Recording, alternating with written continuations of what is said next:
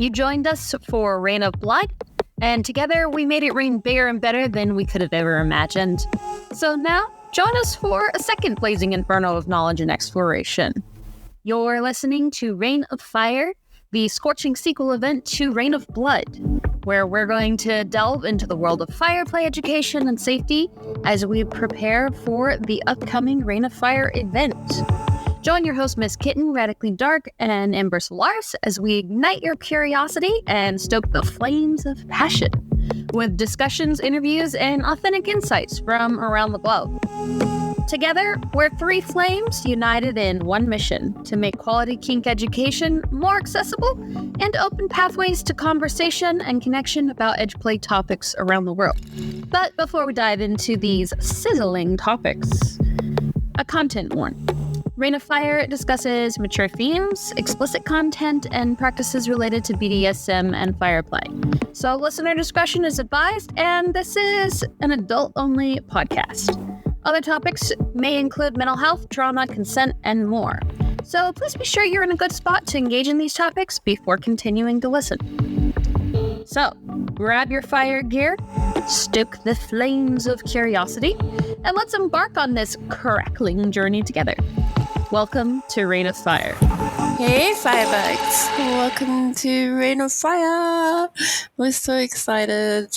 I'm sure you've listened to a couple of my other podcasts. I'm slowly bringing our presenters for Rain of Fire forward for you guys to get to know them a little bit. And today my dungeon is joining Sabrina in Germany, which is amazing, and connecting us with a presenter far across the sea. So welcome, Sabrina, and thank you so much for your time, and thank you for joining us tonight. Happy to be here. I'm looking forward to the event. It's going to be good. So for those of you who don't know, Sabrina was an incredible moderator and saved our thumbs at Rain of Blood and really helped us a huge amount. And we're really grateful to them for their help and assistance. So lots of love from the Rain of Blood team to this human, because I don't think we realized what a big job it was until we were in the middle of it. And we had no plan. But Sabrina, you stepped in and really helped us out. So we're very grateful, and we're very happy to have you on the team, and really excited that you're going to join us for Rain of Fire as a presenter. Before I do all the talking tonight, though, maybe you can tell our listeners a little bit about your kink journey and how you got started in kink, and how you ended up setting things on fire. Yeah, sure. So my kink journey is mainly twofold. I think basically all my sexual fantasies I had, even during puberty, always had an element of power to them, of like a power dynamic. And so I knew from a early age that power was something that I liked in both directions. I liked having power, I liked giving up power. And it took quite a while, because while doing puberty, it's kind of hard to actually handle knowing that you wanted to like bow to someone and kneel in front of someone, or having someone in front of you doing stuff like that. It's not something you normally discuss at such an age. So my first relationship wasn't until I was 22. But it was with an older woman who was at that time twice my age. So she was 47, I was 22. But there was already, basically we found each other on one of the German fetish sites, where I created a submissive profile looking for basically a femdom, and she saw my profile, couldn't really believe the text I wrote, because it was way too into service submission and not really anything sexually mentioned. And then we talked, like after texting for half an hour, we talked on the phone. We met up the next day, and the story goes from there. basically. And so for the first 5 years in kink or so, I had a pretty established DS relationship, but there weren't really much SM elements to it. Yeah, there was like the occasional spanking for rule breaking or so, but that was just a side element. And nothing relating to needles, nothing relating to fire, nothing relating to anything I'm doing now. So it was really the submission was the main part. And after 5 years, the relationship ended, and I reorientated myself basically, seeing what I wanted to do in kink and in relationships in general. And I already had moved a little bit more to the switchy side during the end of the relationship, but that was also one reason why the relationship ended. And then I started going more and more on the dominant side, and over the last 2-3 years I started incorporating a lot of elements you would normally classify under SM probably, but for me the pain or the things that's normally I always say that I'm not a sadist, because I don't enjoy the pain, I just enjoy everything around it, and the pain is like, I can't have the other things without the pain, so my play partners have to accept the pain basically, which is kind of mean. But I also do the same things. I submit occasionally, and always tell all my play partners who submit to me that everything I do to them, I also offer that they are allowed to do to me, which is basically just a personal rule I have. Anything I do to someone, I also want that they are allowed to do them to me. But most of the time it doesn't happen, because just our dynamic doesn't work that way. But yeah, and now coming to fire, which is basically the topic of the talk.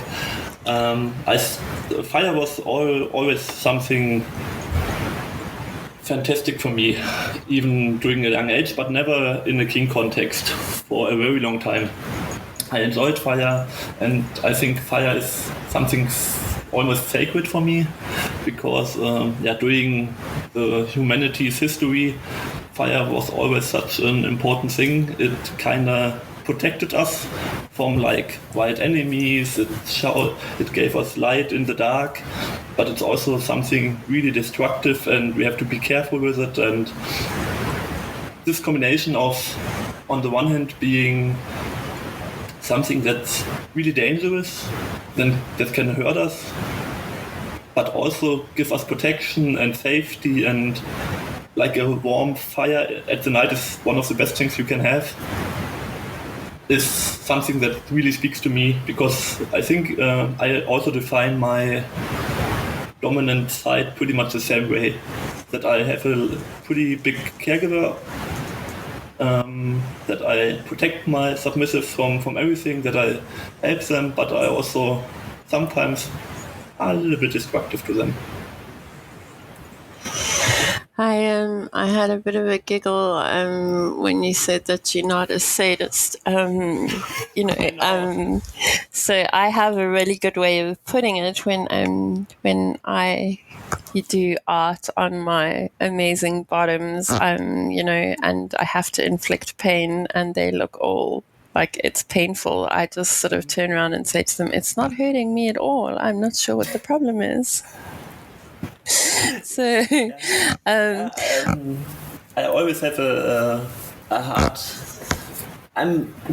The discussion whether I'm actually a sadist or not is something I'm really struggling with. Not that I have a problem with it, but just I'm not sure about it, because on the one hand, I do a lot of stuff that's really hurtful, but also I'm way too nice while I'm doing them, and most of the time my submissive would like more, or it's in a different way, which is a little bit meaner, but I also try to do it in the nicest way possible.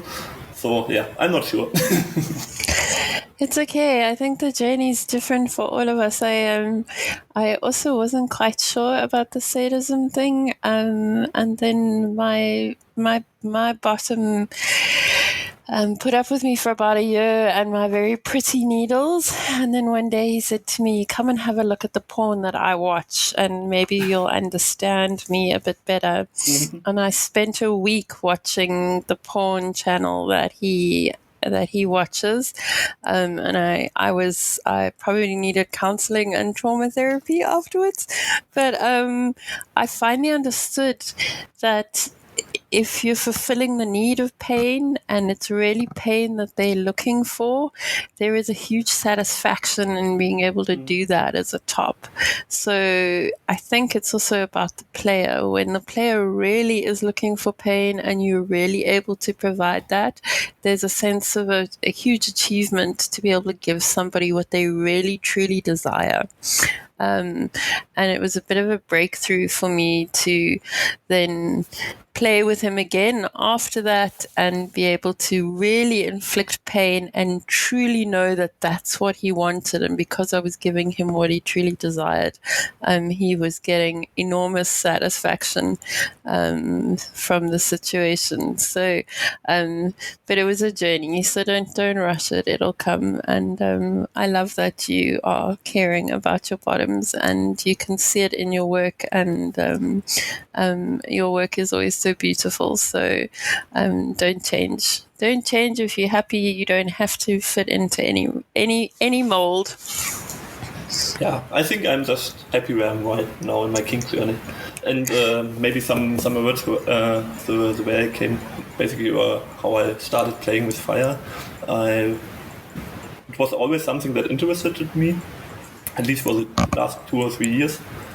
But it's really hard to find any information or quality information that I trusted, because it's similar to needles. It's such a niche topic, and also the kink education space in Germany is really bad. Not in the sense that the quality is low.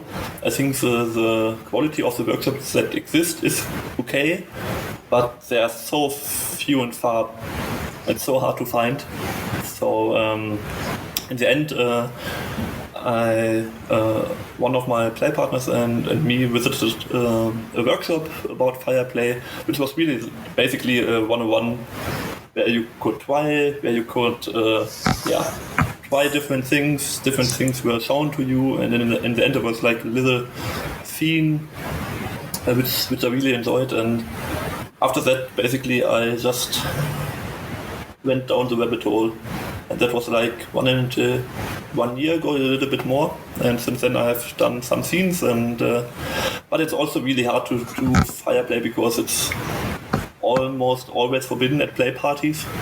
So you can only do it at home most of the time, at least in Germany, because there's like fire safety things for the locations, so they don't want anything to do with fire, even if you know what you're doing. And it's annoying, but so we just do it mostly privately.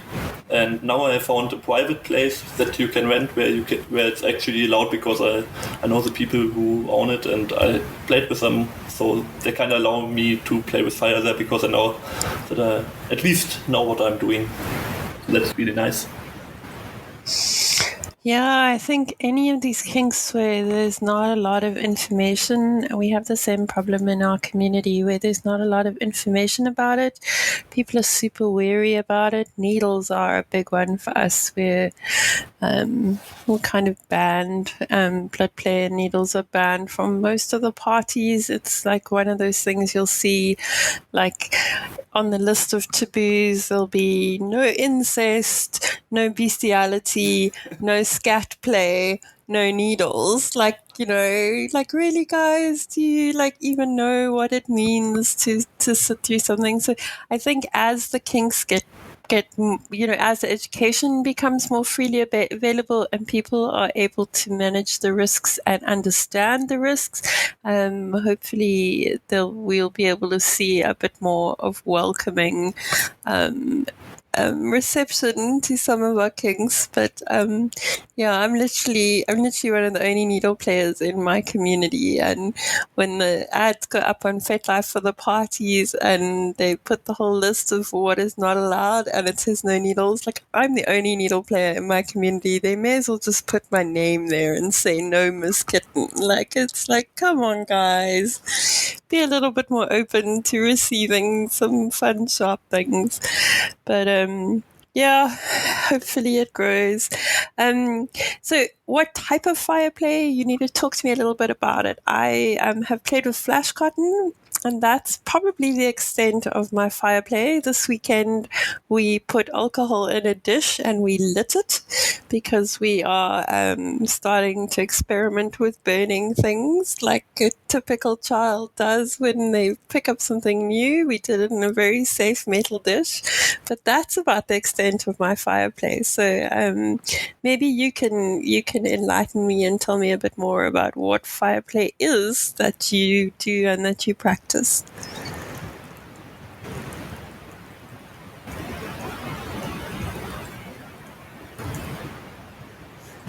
Sabrina, I've lost your volume.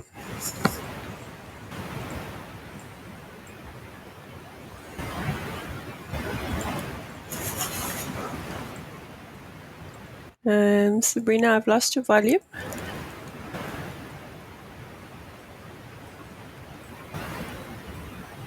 Not hearing you.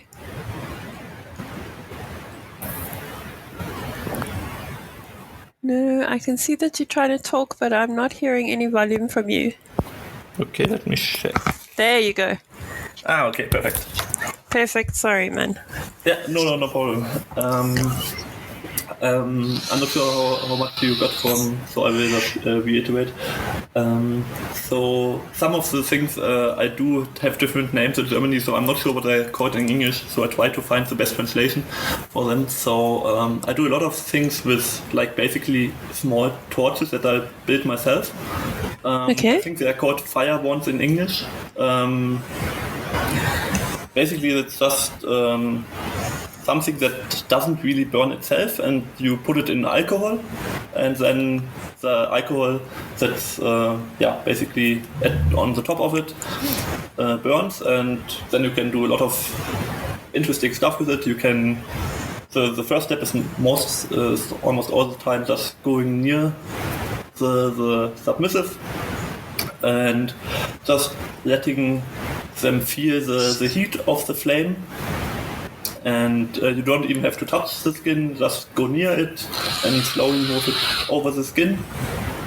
And then that's already doing something with the mind, because having a flame near your body is always interesting. Different people react really different to it. Some really enjoy it, some already are a little bit scared of it. And it's really interesting to see. Then you can also like blow a little wind, or like just breathe through the flame, and the flame will go basically in the direction you breathe, and then you can manipulate it a little bit where the flame should go, how near to the skin it should go, and that's always amazing to see how you can basically just have like in one hand the torch and then basically manipulate the flame just by breathing and seeing how the submissive reacts. That's really a nice way to connect, because you can like have eye contact while you breathe and see how the eyes basically go from the flame to having eye contact with you again, and then going back to the flame when you breathe again. It's always interesting to see the reaction there. And then the next step normally is really going to the skin with the flame. Really important there is that you only do it like for a really short amount of time, so that you don't burn the skin. But you can just move the flame slowly over the skin, and that's such a cool effect. And almost every submissive, no, not almost, I think really every submissive I know who did it for the first time had a huge reaction, because it's such a thing you normally don't do, having a flame on your body, that's the reactions are always amazing to it. And then you can begin moving the flame over the body, and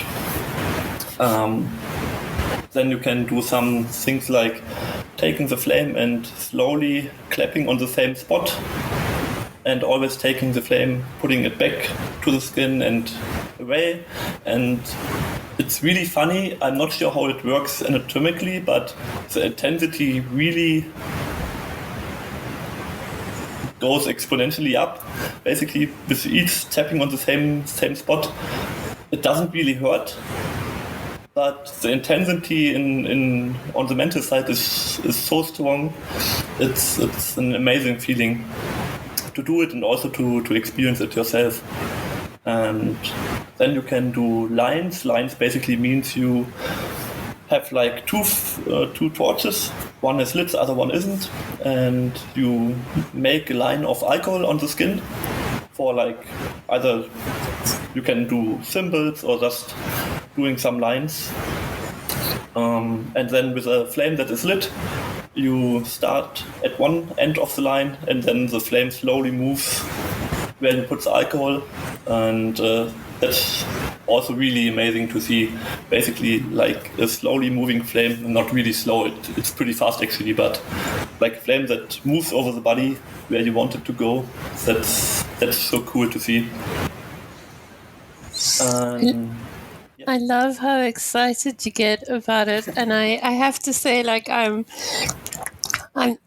picking up Sadist vibes when you tell me how they look at the flame and then look back at your eyes and look at the flame and look back at your eyes, and you're enjoying that, because that would be me. I would be enjoying the fear that they were showing me.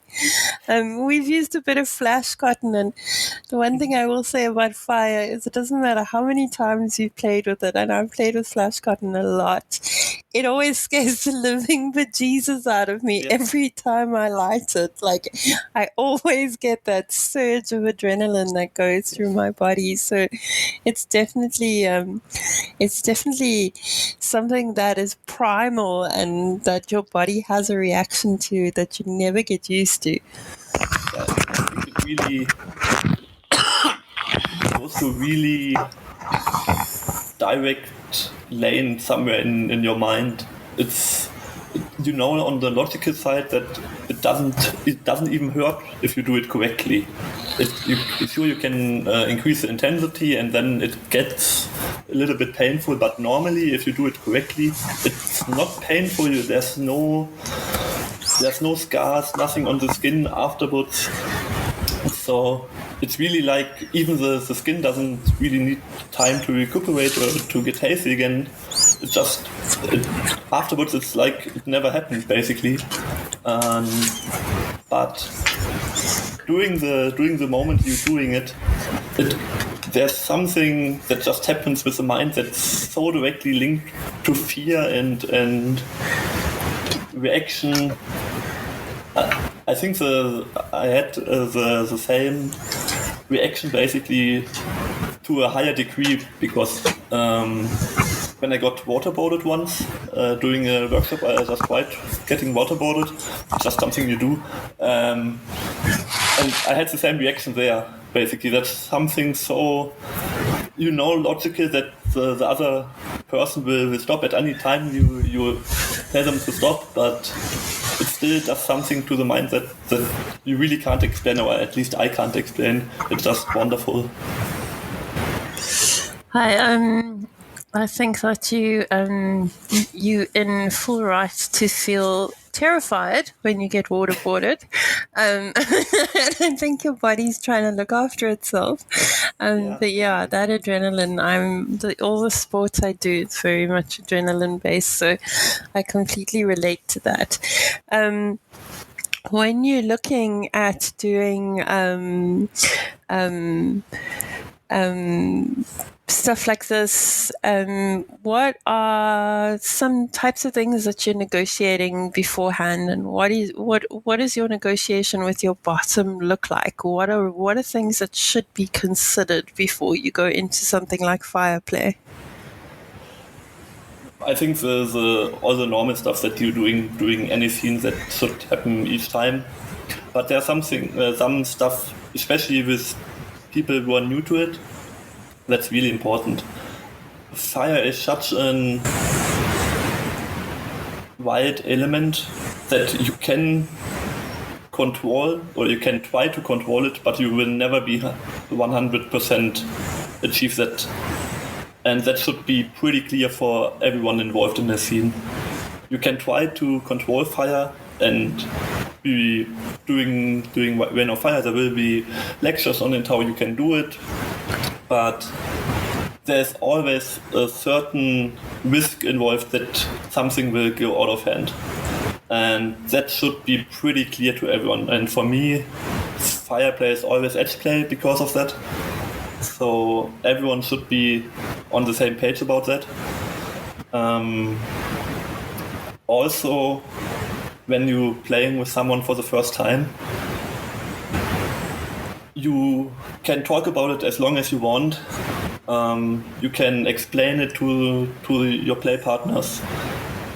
But in the end, you will never know how someone reacts to fire. Especially having fire near the body or different parts of the body. At least for one of my play partners, it was perfectly alright to have the flame on the feet and on the legs, even on the arms. It was always everything was okay. But I then moved the flame near the breast, and it was over basically in that moment. And I thought with a reaction that just didn't work out at all. And you have to be careful and mindful of that, and basically hopefully discuss beforehand that it's always okay to just for the first time just seeing the reaction to fire. And for me it's always important to basically do like almost workshop like scene with someone who hasn't done it beforehand. So the first time I play with someone with fire, it has nothing to do with the scene. It's just basically showing them, these are the techniques that I do, this is what I enjoy doing, but it's really clinical. The connection isn't in the main focus, at that just showing them the techniques and letting them process it slowly. And then I give them some time afterwards, most of the time, almost in every case a few days, just to experience it and then reflect on it. And then we can talk about it, how did it feel, what was good, what wasn't, and then we can discuss whether we want to do a real scene. And for me the differentiation between just showing them or showing someone the techniques basically and then doing a real scene is really important, because in a scene I want to focus on the connection that we have and the intensity we can both create for both of us, or maybe even more people if they're involved.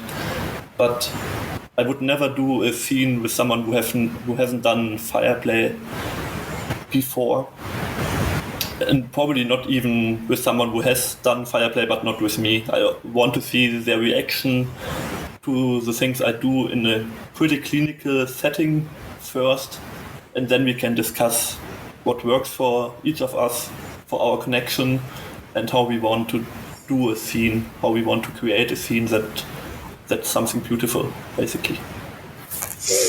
I love that. I love the way you talk about it, and then I think there's something really important in remembering that to get consent You need to have the information, and part of that information is how your body responds to something. So having a chance to have a taster and to test it, so that you actually have the information to be able to then consent to something in the scene, is really important. So I really like that you emphasize that in this chat tonight, and that you brought it up, because I think in theory, we can agree to something, but we can only really consent, and consent only really is valid if we've actually had the experience that goes with it, and that is the physical and the emotional side that goes with the kink, because it can be overwhelming. And I'm picking up, you're not the first person to mention it. I've spoken to a couple of other fire players, and I'm picking up a resounding response from all of you guys that say you never know how you're going to react to the fire. Like, it could be an enormous reaction. It could be something that triggers something inside of you that is primal, that is protecting your body, so you need to experience it in small bites, so that you have an understanding that A, you're going to live through it and you're not really going to die, and B, that you actually want to do it in a scene where there's other emotions on top of it. I also like the reminder that you just put out there. It's saying that, that check in a couple of days afterwards, when the person has had time to digest what they have experienced, and to be able to talk about how they want to then experience it again or not experience it again, depending on what it pertained to on the day. I really like that. Yeah, I think we often, I know from when I submit, I really like to give up control and just let whatever happens to me. Or, yeah, I think that's the correct way to say it. But when I'm topping or doming, whatever you want to call it, depending on the dynamic, it's really important for me that it's informed consent and enthusiastic consent. And that's, in my opinion, really only possible if you have at least experienced it in some part beforehand. And because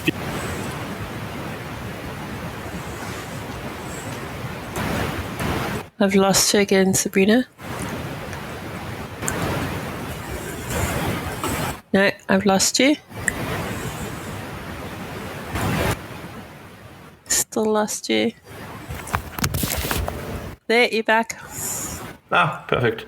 Not sure what's There we going on. go, sorry. Yeah, no problem. Yeah, you were just you were saying it's really important that they've experienced it on some level. Yeah, because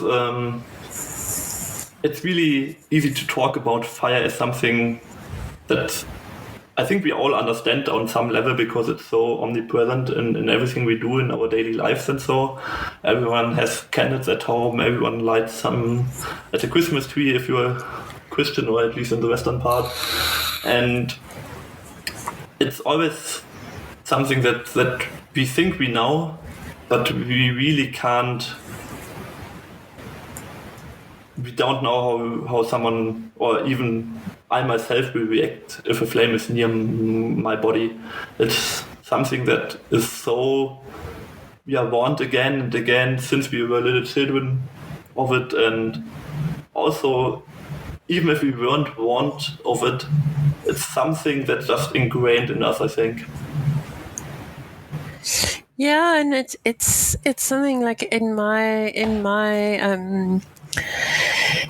life, fire is this force of destruction. We've been brought up on farms. We farmed grass for animal feed most of my childhood, and most of my adult life has been spent with livestock and big farms and big open grasslands and stuff like that. And fire is this destructive force that when it starts at the top of the hill, you move everything out the way and you get away from it as much as as you can. So, I think everybody has a history of, some form of destruction or devastation or, so to be able to harness that and to play with that it's actually a really beautiful thing. I've really enjoyed listening to you. Your German accent is beautiful, by the way. It is really divine and lyrical and really nice to listen to you talk about the kink you're obviously really passionate about. I'm super excited to have you present for us and have a class from you. Do you have any advice for people trying fire for the first time before I say goodnight to you? That's really hard for me. The best advice would probably find someone who has experience with it, but that's like the best scenario and most of the time probably not really doable. Because if you know someone in your community who has some experience with it, you can just ask for a small introduction and maybe meet up with them privately. Always be safe, naturally, but that would be like the best introduction you can get, in my opinion. But like I said, it's probably not possible for everyone. If you want to do it on your own, start really, really small. I think most of the people who are into kink and who, especially if you're interested in fireplay, you probably have done something with wax before. I think that's the natural progressions, and just start really slow. Don't try to do everything at once. Try just having a flame near your body or near your submissive body, and see how you react or your play partners react, and then get the information. And it's now easier than ever, hopefully, in a few months, to find good information, good quality information, and try to find other people who have done it before and just talk to them. I think that's one of the best things about small communities. We always like getting new people in and helping them with their first steps. And also naturally have water near always. Be safe as you can with everything you do, and especially with fire. The most things that I know, and if you look at the incident reports on FET and on other sites, most of the time if something goes wrong, it's the alcohol that's used to burn someone or something that goes somewhere it shouldn't be. If you have it in a bowl or so, then someone just top it's over, and then there's alcohol everywhere, and in just a few seconds everything's burning and not the thing you want to do. So basically that's the one tip I would give everyone. Get the most secure way to store your alcohol during a scene, because that's the one thing, if that goes wrong, it will go really, really wrong. In the sense that there will be either really high-level burns on the submissive or maybe on yourself, and also maybe you will just burn the dungeon down if it goes really badly. And nobody wants that. My dungeon owner's terrified of me on a good day, so I don't think I'm gonna let him listen to the fact that I could burn his dungeon down in this podcast. I'm keeping this one. Yeah. Yeah, I think that's the most extreme thing, but always remember at least the way I do it, we have something that is highly burnable, and we have like quite a large quantity of it. And if it just topples over, or if someone isn't, especially people not part of the scene that maybe also a little bit tipsy or so at dungeons, which shouldn't happen in my opinion, but that's another topic. And then somehow the alcohol just goes somewhere it shouldn't. That's I think, the most problematic thing. Everything else, I think, or most other things, you can somehow control, and they aren't good if something else goes wrong, but having the burnable alcohol basically be not controlled is, in my opinion, the thing that is really dangerous and fearful. Yeah, and that alcohol, we've only tried it in a bowl, in a glass. We took a metal container and put it in a metal container and lit a little bit of it just to test out what it looked like, how hot it got, because we haven't done anything more than that with it yet. So, and I will tell you that even just doing that, the transferring it from the bottle to the bowl, there were 3 drips on the table. Like there is such room for error that it's really important that you're sober, you're making good choices, and that you have an emergency plan for when it goes wrong. I did want to touch on, Sabrina, I did want to touch on before you carry on about the use of alcohol and in dungeon spaces, and I 100% do agree with you. And I think that consent is not valid if you don't have capacity. So I encourage everyone to try these beautiful experiences sober, because half the point of doing this is so that you can experience your own body and you can be present, and you're losing that if you're drunk. So I really like that you brought that up, and I wanted to just sing at home that being sober and is half the start to being able to consent. Yeah. One small tip maybe, because I really looked for a long time, or my play partners and I looked for a long time, which we would use basically as a container for the alcohol. And in the end, currently we're using wine coolers or champagne coolers, because they're really massive. So it's quite hard to topple them, and it works quite well. So you will also see that during one of my classes. But just as a spoiler, if you need something to have the alcohol in during a scene, I can really recommend wine cooler, champagne coolers. They work quite well in my experience. Really clever. I've added that to my list of things that I need to buy on my shopping trip. I'm putting together my fire kit. I'm going to burn down Africa one dungeon party at a time. Thank you so much for your time tonight, and I really appreciate everything you did for us at our last event, and I'm so excited about your classes and having you on board, and as just grateful for you as a human and for your time speaking to me tonight. Thank you. Now I'm a little bit red in the face. Oh, yeah. I like that I made you blush. Yes. So my non-sadist presenter, Sabrina, will be at Rain of Blood. Please look out for this incredible human. Also one of our amazing moderators, and we owe them huge gratitude and thanks for the help that they gave us.